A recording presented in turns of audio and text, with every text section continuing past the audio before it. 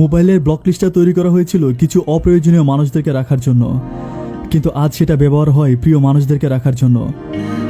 মানুষ হাত ধরতে অনুমতি নেয়, কিন্তু হাত ছেড়ে দিতে কোনো অনুমতি নেওয়া প্রয়োজন মনে করে না। ঘুমিয়ে পড়লে আর কোনো ব্যথা থাকে না, হোক সেটা শরীরের কিংবা মনের। একটু রাগ মানুষকে পর করে দেয়, একটু সুখ মানুষকে বাঁচার স্বপ্ন দেখায়, একটু হাসি মানুষের মনে হাজারো স্বপ্ন জাগায়, একটু না পাওয়ার বেদনা মানুষকে অনেক কাঁদায়। 7টি রং না থাকলে যেমন করে রংধনু হয় না, তেমনি হাসি, কান্না, রাগ, অভিমান, বিশ্বাস, স্বপ্ন আর কষ্ট না থাকলে কোনো জীবন হয় না। তাহলে কেন এত মন খারাপ করছেন? শিউলি ফুল দেখেছেন নিশ্চয়, রাতে উঠে আবার দিনে জ্বলে যায়। তেমনি কিছু কিছু মানুষ আমাদের জীবনে আসে, প্রয়োজনে তারা আমাদের পায়ে ধরতেও দ্বিধা করে না, আর প্রয়োজন পুড়িয়ে গেলে তাদেরকে বেঁধেও রাখা যায় না। কিছু মানুষের দুঃখ হয় আকাশের তারার মতো, গুণে শেষ করা যায় না, আর সুখটা হয় চাঁদের মতো, রাতে আসে দিনে চলে যায়।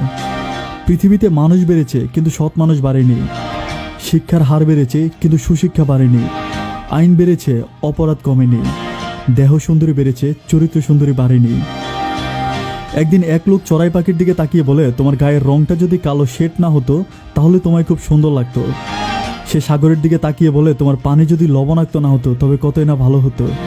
সে গোলাপের দিকে তাকিয়ে আফসোস করে বলে, তোমার গায়ে যদি কাঁটা না থাকতো তবে কতই না ভালো হতো। তারা তিনজন একই সাথে লোকটাকে উত্তর দিল, হে মানুষ, তোমার যদি অন্যের দোষ খোঁজার অভ্যাসটা না থাকতো তবে কতই না ভালো হতো। যে কাজগুলো করলে আপনি খুব সহজেই খুশি আর সুখী থাকবেন।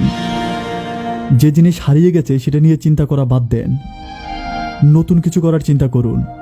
সবসময় নিজেকে ব্যস্ত রাখার জন্য চেষ্টা করুন। কখনো অন্যের ভুল খুঁজতে যাবেন না, নিজের ও পরিবারের কথা ভাবুন। প্রতি রাতে ঘুমাতে যাওয়ার আগে সবাইকে মাফ করে দিন, তাহলে নিশ্চয়ই সৃষ্টিকর্তা খুব সকালে নিষ্পাপ শিশুর মতো আপনাকে ঘুম থেকে উঠাবে। ধন্যবাদ সবাইকে।